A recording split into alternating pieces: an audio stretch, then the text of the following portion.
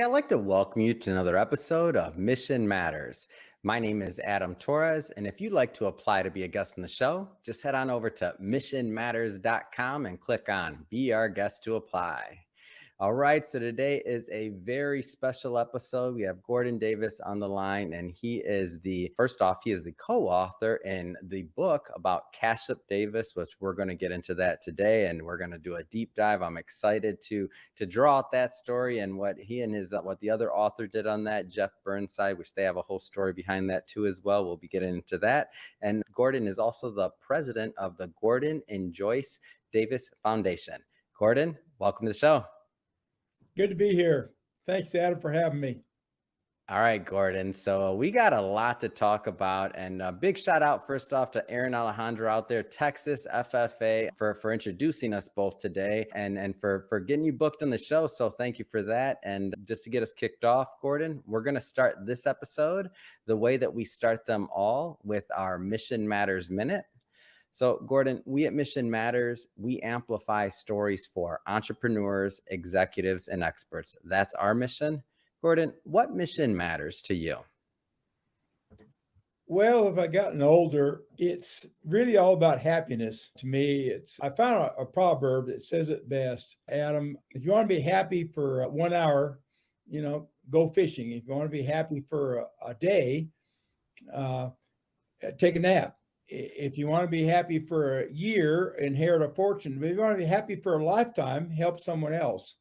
Yeah. And basically, this book, since Cashup died in 1896, there's not going to be much new information to come out in the book, I don't think.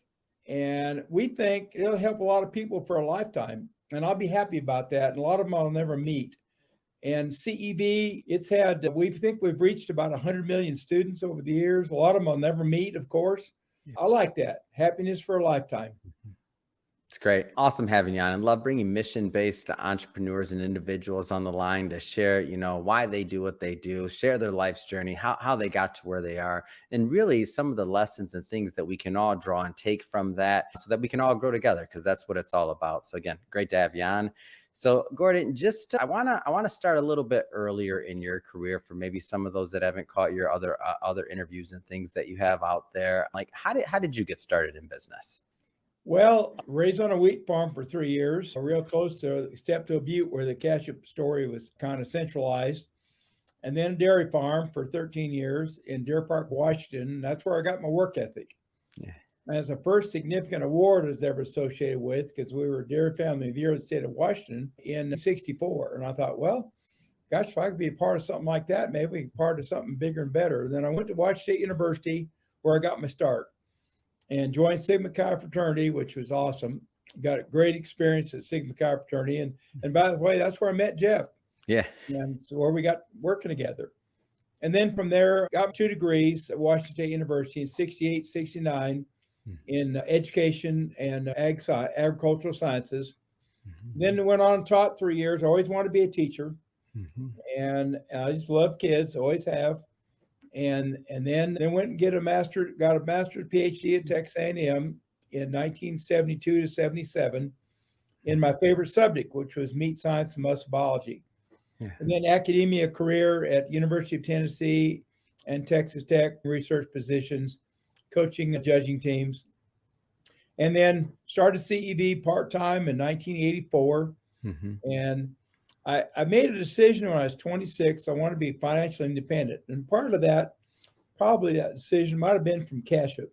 I knew the story when I was a boy, and I thought he always wanted to be financially independent. I'm not so sure that was the case. I think he just wanted to finance his next gig.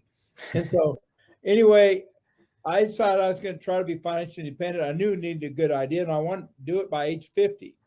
And my definition of financially independent was, if you had $5 million in the bank, that would be financially independent, because I like to have fun. Yeah. I like to go places. I just love to have a good time, and that costs money and time. And so anyway, and of course, like to play golf and et cetera. And I don't necessarily want to play in Lubbock. I want to play everywhere. And so anyway, career, one thing led to another, and we became financially independent at age 60. And now I'm 77 and just having fun and trying to help some other people. And it's been a tremendous career, 2 careers, one in academia and then one with the business, which is ICEV. Mm-hmm. So first off, it's an amazing career, and I want to stick, if I can, in the earlier days a little bit longer, and I'll tell you why. So, I interview thousands of people. I think over 5,000 interviews easily at this point in my career, and I think I'm just getting started. But I wide range of different things, and I know that this isn't everybody's belief, but I'll throw out the stereotype, and that is, as teachers, like if you chose that path, if you went to school for that, if you want to give back in that manner, that you can't make money, you can't be financially independent. Like, I don't believe that, but I've heard it hundreds and hundreds and hundreds of times. And I remember when I was coming up and when I was in school, I wanted to be an artist. That was my passion. That's all I did. I designed clothes, did a lot of different things that I know my listeners hearing me say that will probably be pretty shocked by that, but that's all I did. That was my whole life for quite a few years. And it wasn't until I was, in high school and I was, told by a guidance counselor, et cetera, that if I wanted to make money, I had to go into business. That's the path I had to go. So I know there's a lot of teachers, there's a lot of individuals in education that'll be out there that'll watch this at some point, either now or at some point.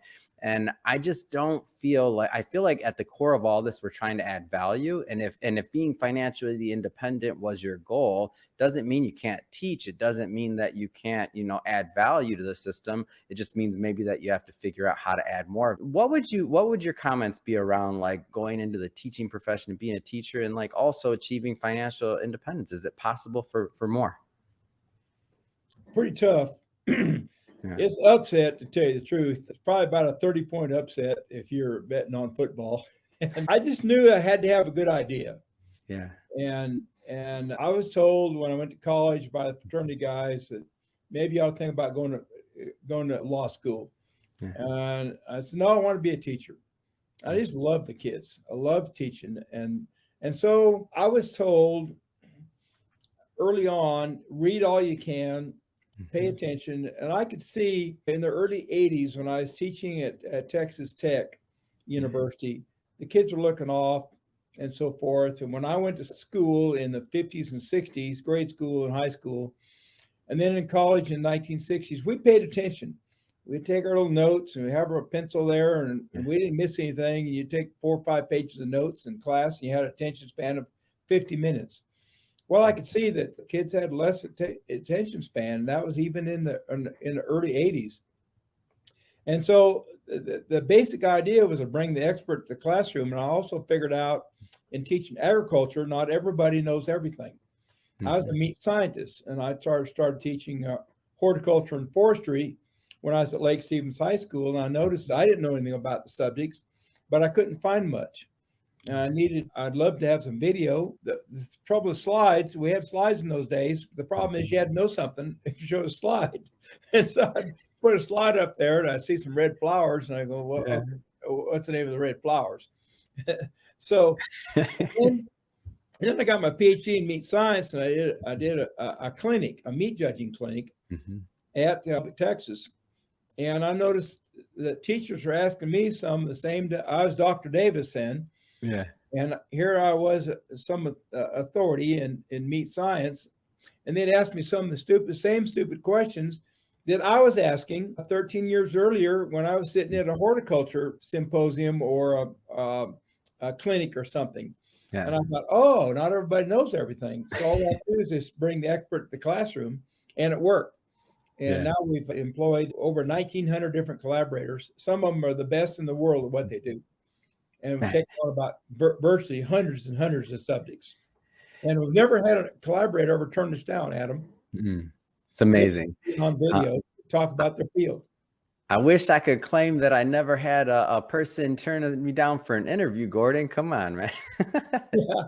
That's awesome. So I want to draw out something about what you just said in that example, because again, having talked to thousands of people, many, many different professions. Like what I see here is that you found a problem and you found something that where you can add more value. So not everybody. So think about all the individuals. So the technology, and I want to talk about this in a moment, but like VHS where you started, right? Like the technology was there to do something. And so when I look at some like pioneers, which I would completely consider you in this space, and just like Cashup was a pioneer in what he was doing, and we'll go into that as well in a moment. But like you were finding a way to innovate, you were finding a way to solve problems, you were finding a way to add value. And I see people do this. You know, there's somebody that out there, different professions. Just use another one. There's a difference between, you know, maybe the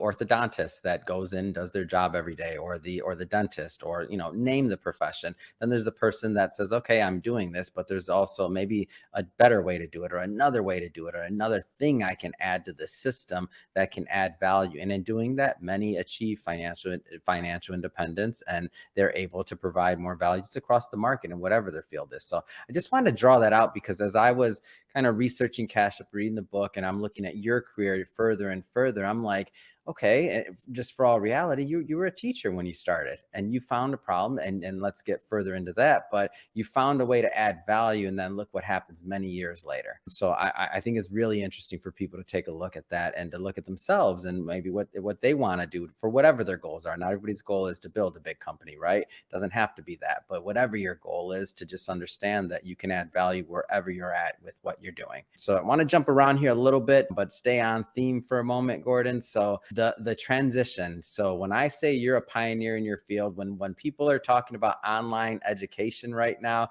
because, well, what happens when there was no online, right? What happens in some of the earlier days, and what did that look like? Because now everybody can, you know, be online and maybe give some value, which I love in terms of their expertise, that is. But like, how did it start? Take us back to the VHS days, to CDs, to online. Like, what did that look like? And I know it's a long span, but give us the high level of what it looks like to pioneer in that field. Well, when I was in college in the 1960s, teachers wrote everything on the board and you just took notes. And then a little bit later, they had overhead transparencies.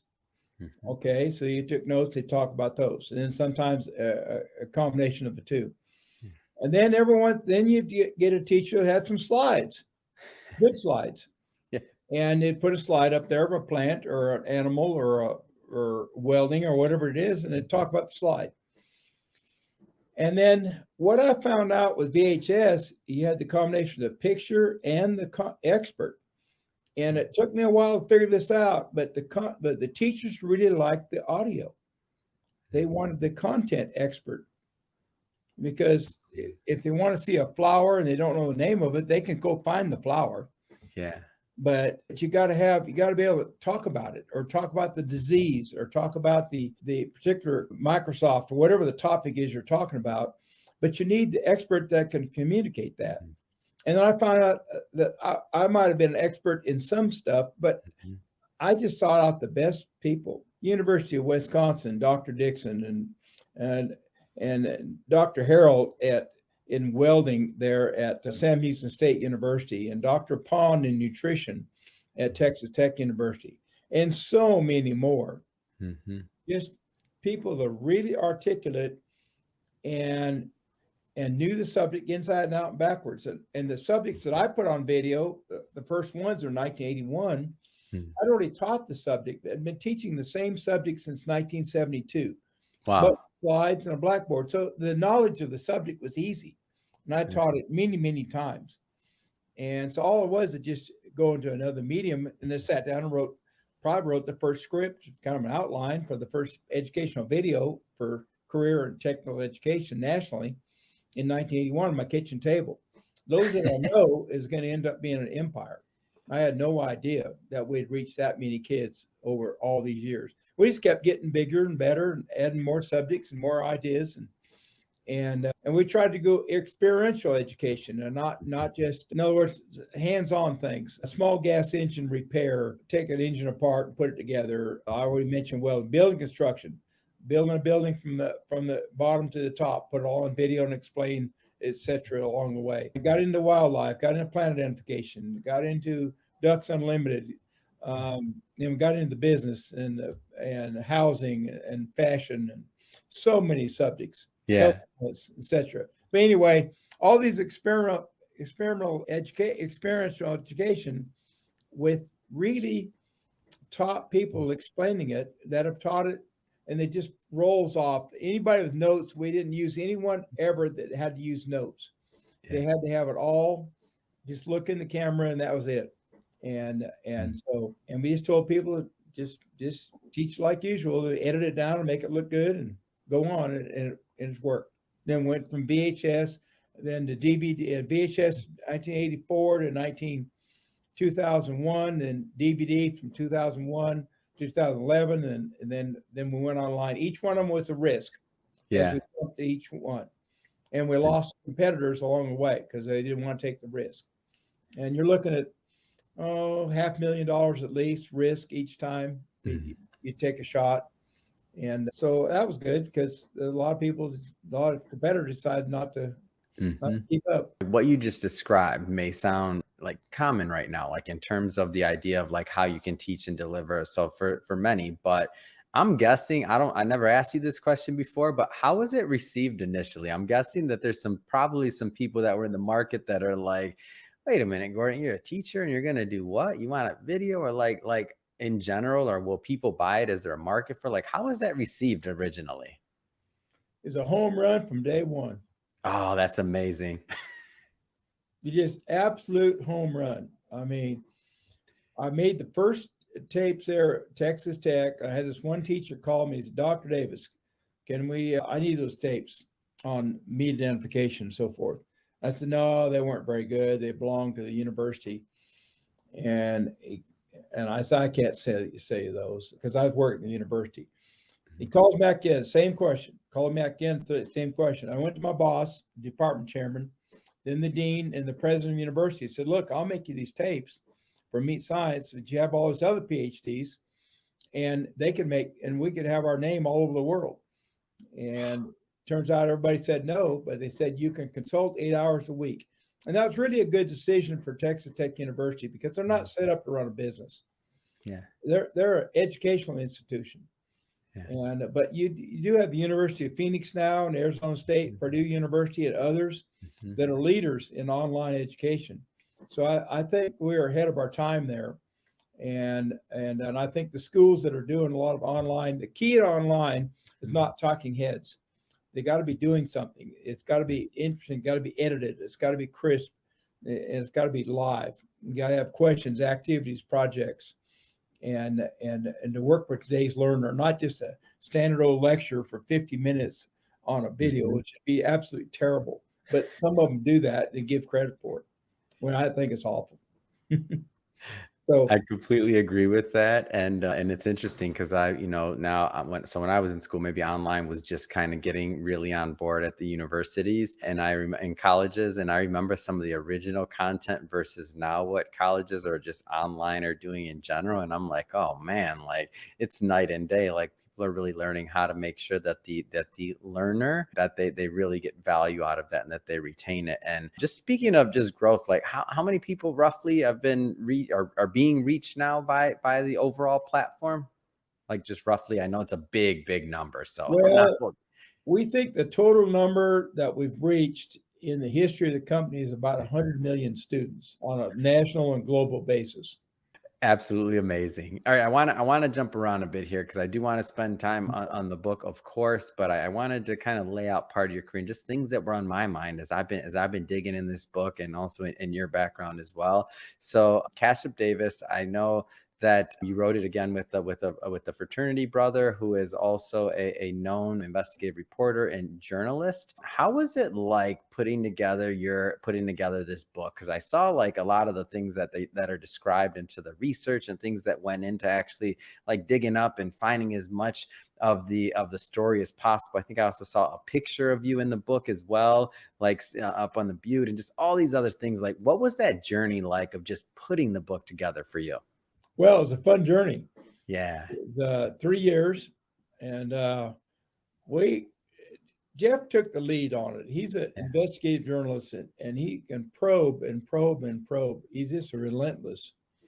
One of my philosophies is pursuit of excellence, and he pursued excellence. And I thought about this book project for 30, 40 years. I had two regrets. I never wrote the book on Cashup Davis and never saw Elvis in person. And so now I only have one regret, thanks to Jeff Burnside. But Jeff, he just determined, he got to the bottom of it. He came up with stuff in that book that I wasn't sure there's even enough material out there to even have a book. Yeah. But the process was very invigorating. And there'd be a lot of texts and emails going back and forth where we talk about what the latest thing he's uncovered and this and that. And what I think I've been through the book about 5 times. Yeah. And we got talking about senior author. He wanted me to be the senior author because Cashup was my mentor, secret mentor. And I said, oh no, you did the work, put me in the second spot. Yeah. And you be the first guy. Yeah. And of course he's won 10 Emmys, 3 national Emmys. He's a very bright, penetrating person, and he got the Cashup crew, which is a group of people that help dig out stuff out of attics and trunks and microfilm, newspapers, and so forth. So, because Cashup died in 1896, that was one of the biggest challenges on this thing. How in the world can we tell a story about somebody that died in 1896? And so it was I was going on in my career. I sold the company during all this. The company was growing and growing and growing. We tripled in sales in 2020 during the COVID. And the company increased value that year substantially. And so this was just a side thing. And I've always kind of been a workaholic. And so just found time to work on it here and there and try to be responsive to all the deadlines and help out Jeff all I could, but he was the leader. Yeah. And for the listeners and viewers, just so you know, so the Cashup crew, and just to elaborate on that a little bit more, because I definitely want everybody that's watching this to go pick up a copy of this book, because it's very unique. Like, so the idea was that, they're Cashup's been gone for quite some time, and like, how much stuff could you actually find that was going to tell the story? So it was kind of like a community effort on digging up like what they could find. So meaning whether it's like you said, Gordon, whether it was, is there something in your a memory, a family memory, a memento, something in your attic, like a relic, like, and collecting all of these stories. To me, that was inspiring, because I'm like, there's no other way to put a book together like this. And my hat goes off to Jeff 100% on, like, because I'm thinking about like, how would you even tackle this? And I'm like, oh, you could only be done with a skill set like Jeff's that would want to go and even think like, how are we going to dig up all of this stuff so we could create a book that is not just honoring, but also that is, historically accurate to Cashup's legacy. I thought it was amazing. Thank you. And the book is written. A lot of people now are my friends that some read books all the time. Some read 1,000 books. Others just read a couple pages at a time and go to sleep. But not a lot of them are getting done. And one of the comments that a lot of these people make out of respect is this unbelievable effort to dig out all this stuff. And the question is this a movie? And it might be. We'll wait and see if anybody in the movie business wants to talk to us. Yeah. But the script is right there. And I just think it shows the reality. I ended up with a tremendous amount of respect for pioneers and not knowing what's around the corner as they go from east to west. And Ohio, in the 1800s was considered west, but there was just a plethora of people that wanted to go west and wanted to explore it. And it was a major interest. And by golly, old Cashup says, I want to go west. And he who knows what was around the corner and some of the pitfalls they had, which I don't think the movies today really give pioneers the credit they should. Yeah. Some of my favorite movies are, like Tombstone, Yellowstone, maybe Lonesome Dove, maybe Gunsmoke. Well, it's gambling, shoot 'em up, bars, alcohol, fights. And they kind of refer to farmers like sodbusters. But, those pioneers, they had to feed their families. And they had 6 to 12 people in their families. And they had to find some land where they could cultivate it and grow something and then maybe feed that to the animals. and so they could have a source of income and at least a source of food. But the perils of doing that and the challenges of doing that, I just ended up with a lot of respect for pioneers, period. Now, in the Northwest, Cashup was one of the most famous ones, no doubt. Somewhat because his name was Cashup and not Frank Smith or something. Yeah. And so I don't know if you have a story unless you had the Cashup name, but nevertheless, at the pioneers, I just ended up with a lot of respect for him, and I think Jeff did a great job of pulling that out. Yeah. And I look when you say it's a movie, it's an obvious movie. Just even the title is obvious. Cashup.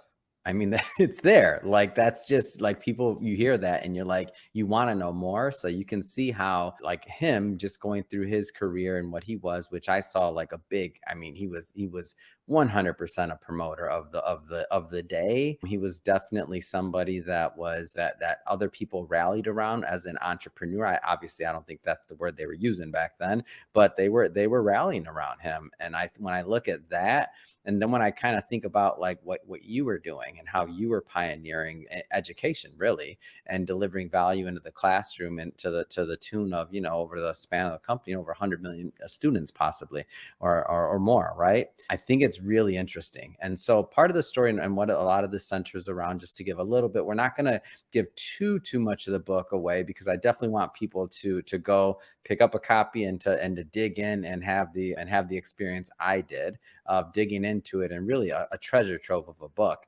But one of the big things that this centers around is, at a certain age, as Cashup went through his career, it was building this, this big hotel up on Step Butte. Like, I'm trying to figure out, like, as an entrepreneur, like, I couldn't even create an analogy for that, but it was a huge task. Like, who looks at this butte and says, that's where I want my hotel to be? You've obviously been telling this story and been around it your entire life. What do you think, if you could put yourself in his shoes, what are some of the things that you think led him to do that?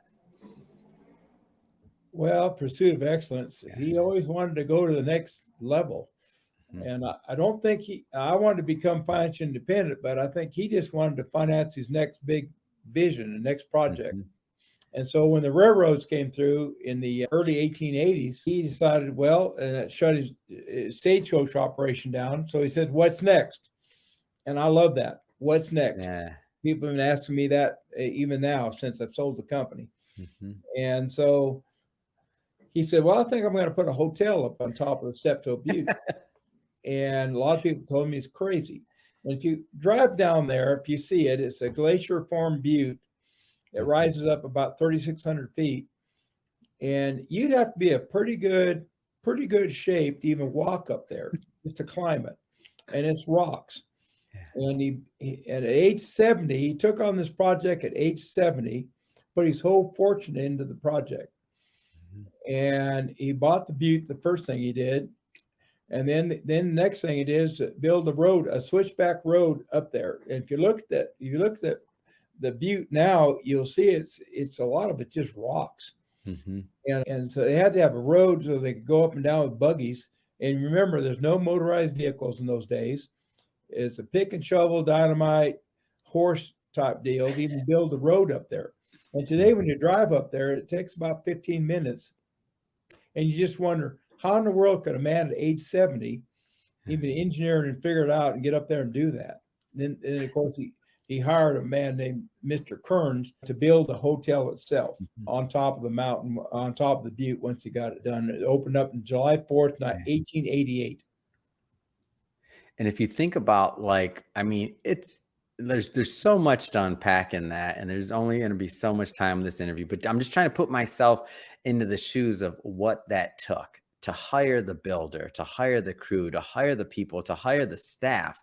Like, every piece of that was a sales job, because a builder, like, their time, their effort, this isn't for anybody that's been in real estate development, right? Like, there's a risk on all sides at all times. Like, that's just the way it is. And you're deciding what project you want to take, right? But just in general, like, can you imagine the sales job and selling that idea to everybody on the whole supply chain, including the, the person that was going to be working there, serving the drinks, serving the cocktails, whatever else they were doing? Like, I can't even imagine how many layers and what that took to put that project together. It's unbelievable. Yeah, and they had to build that hotel. Thing is, on top of the butte, and you got the wind, and they had to build a hotel that, for heaven's sakes, it wouldn't blow over. Of course, it burned down in 1911, but to build a thing to where it would stand there and the time, and it did. Yeah. I couldn't build a birdhouse. You and me both. Terrible. I couldn't build it in shop projects. A doghouse would be a stretch for me. I have no talent like that whatsoever. So it's hard for me to even imagine I could build a luxury hotel. And I've always thought, in a remote part of the country, I've always thought that in 41 was the first luxury hotel built in Las Vegas. And he had the idea of bringing some joy to people in a remote part of the country at a time where they didn't have much joy. And he built that in 1885 to 1888. Yeah. So I think he's way ahead of his time by 50, 60 years. And I give him a lot of credit for that. And there weren't any luxury hotels around, even in Spokane and other places. That was a place to sleep. And this was a place to have fun. This is a place to dance and be merry and have a big time. That was his idea. Again, bringing happiness is what I said at the beginning. Not that I run any kind of hotel, and I sure can't dance very well. So apparently the dances went until dawn. They just went on and on and on. Have had, a series of, let's just say, setbacks in his life. If it, like the one that you mentioned, in terms of like what led him to originally look at that butte and say, I want to build a hotel up there, right? And a series of setbacks. And I know in your particular career, like when you set up that company, it was a home run from day one, and it grew, right? And it kept growing. But I'm just curious to ask, if you were, and this is a big what if question, like if you had to start all over, and let's just say age and like everything else like aside, if you're saying, and you had to start over in a similar situation as Cashup, like what industries or what would you be looking at? Like what kind of things would interest you today? Oh, maybe the financial world. I'd probably enjoy the whole banking industry. I'm pretty heavy in the stock market. I'd enjoy that, but I don't know. I don't really have any regrets to speak of other than not seeing Elvis.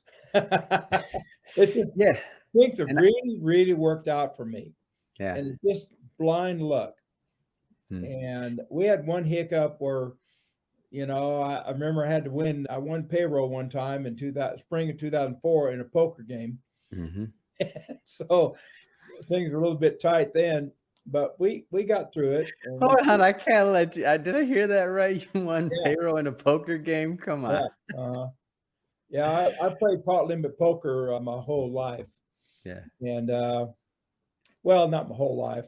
Yeah. Nickel dime quarter at Deer Park, nickel dime quarter, 50 cent the last card at Washington State. And I went teaching. The last card was $5, and I came to Texas. It was pot limit. So I've seen some big pots. Yeah. And I like that. I like taking chances. And we were hurting. Of course, didn't have very many employees. I think it was only like 10,000 or so, but it's still a pretty good night. And people ask, what happened if you would have lost that night?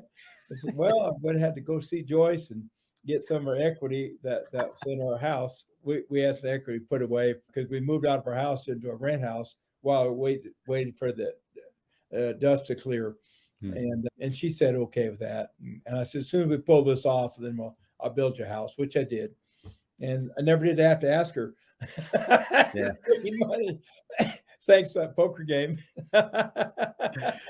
Oh man. So in kind of looking at, and when again, hats off to Jeff and yourself on curating this and what actually went into the book. So as I saw like some of the pictures of the historical, we'll say artifacts and clippings and other things, one that really stuck out to me was, I think it was in, off the top of my head, the Spokane News, or it was in a newspaper, a big newspaper though at the time and out there. And it basically said this. So this was after Cashup's death. So it said a couple of lines in it where one of them was one of the oldest and most eccentric men of the country. And then it said owned Steptoe Butte. And that just kind of, it hit me, because when I read something like that, it causes me to reflect on things like, the word legacy, right? And all of our legacy and our time on this earth, myself included.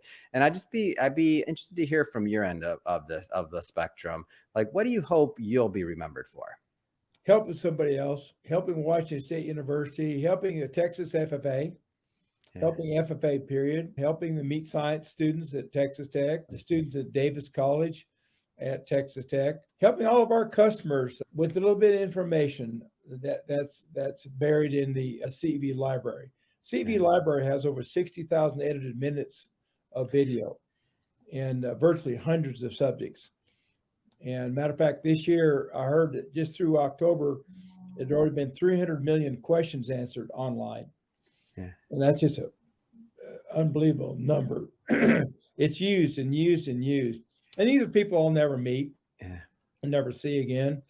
And also all the assistants and the employees, the partners of the company, so many people have helped me get to where I'm at. And Joyce, a great mentor for me, and I come up with some idea that's not too smart, she's pretty quick to show me that's not. Cashup had Marianne, and she's a lovely lady, 11 kids in 22 years, and he drug her around, moved her 7 times, and finally got to the point there in the early 80s, and she said, "Okay, you're done. You're not moving me anymore. I'm set. I'm not going to British Columbia." And but you need a good, strong woman in your life too. And I have some terrific friends that have been with me for my whole life, and some of them over 50 years, some of them over 20 or 30, and I depend on them to say, what do you think about this and that? And then with the book, and then with the sale of the company, there's been a lot of opportunities come my way, and I got to sort through them and decide what I'm going to do. My chief of staff is Matt Owens.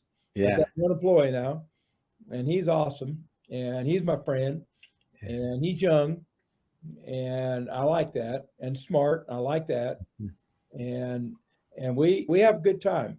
But I don't want to have a big empire anymore. I don't want to have a lot of employees. And matter of fact, his bonus this year is based on how much fun I have this year. That's what I'm talking about. And I know he's in the background listening somewhere over there too. So Matt, a big shout out to you and making sure that Gordon is having some fun, so you get a good bonus. We're having fun right now, Adam. It's amazing. And I think it's important to have fun. Yeah. And that goes back to Cashup. What he did with all those dances and everything on Steptoe Butte is people came up there to have some fun. They had and most of them had a tough old life, living in a sod house or an old house of pretty limited lumber, and there wasn't any heating and air conditioning, and out there working in the fields and so forth. I mean, life wasn't easy, hardly for anybody in the 1800s. And would we be in a heck of a shape now if all of us had to go back and be the pioneers in the 1800s? We'd be in trouble. I would have been the worst pioneer, because I wouldn't have my TV and my cell phone and ESPN and my golf clubs, and I actually have to go out there in the field and work. I probably could have adapted because we didn't know any better. But and going back to what you said earlier about, like, the pioneers maybe not getting enough credit, like the infrastructure that we have today without their sacrifice wouldn't exist. Like the coast to coast, right? Like the two oceans, the two coasts, the like infrastructure in between, like they didn't have that, like things that we sometimes take for granted. So I like the way you pay respect to that, because it should be done like that, not just with you bringing the story and life of Cashup to life and making sure that legacy lives on and people can benefit from it, but also the respect that you pay to those that went before you, that I think sometimes we don't always do enough of, just in the media or otherwise. So I think overall, I highly enjoyed the book. I feel like Cashup has become one of my secret mentors, and this is definitely a book that I'll continue to pass on to people along the lines of the Think and Grow Riches, or the How to Win Friends and Influence People, and just some of those classics. Like, I definitely think that there's going to be a place for the Cashup story there, and hope to see the movie as well. And I know that's between Matt, you, Jeff, your team. I mean, somebody's going to make that happen, because just the title alone, Cashup, like, who doesn't want to go see that? So I think there's going to be a whole lot more legs in this story and a whole lot more people involved with it. And I'm happy to bring it to our audience. And Gordon, just have to say, it has been excellent having you on the show as well. To leave it off, if somebody wants to pick up a copy of the book and to just learn more and to follow the Cashup story in general, like, what are some ways for them to do that? Obviously, Amazon's a big one. What are some ways? Go to cashupdavis.com. Cashupdavis.com. And I think you can find some more information there. And the book, well, it's printed on a good paper. It's written kind of, a lady that has read a lot of books said, it's kind of written in a colloquial style. Mm-hmm. So that anybody can read it. You don't have to be a neurosurgeon to be able to read and understand the book. It's a fun story to read. And the way Jeff wrote it was each chapter ended with a sentence or two that kind of tantalized you to read the next chapter. Mm-hmm. The next chapter. And it's a story that's really basically hasn't been told much. There's not many people know much about this story at all. Because you think about all those movies I mentioned, mm-hmm. Lonesome Dove and Yellowstone, all that. Well, those are pretty well from Texas to Montana. Yeah. Now we're moving over to Washington State.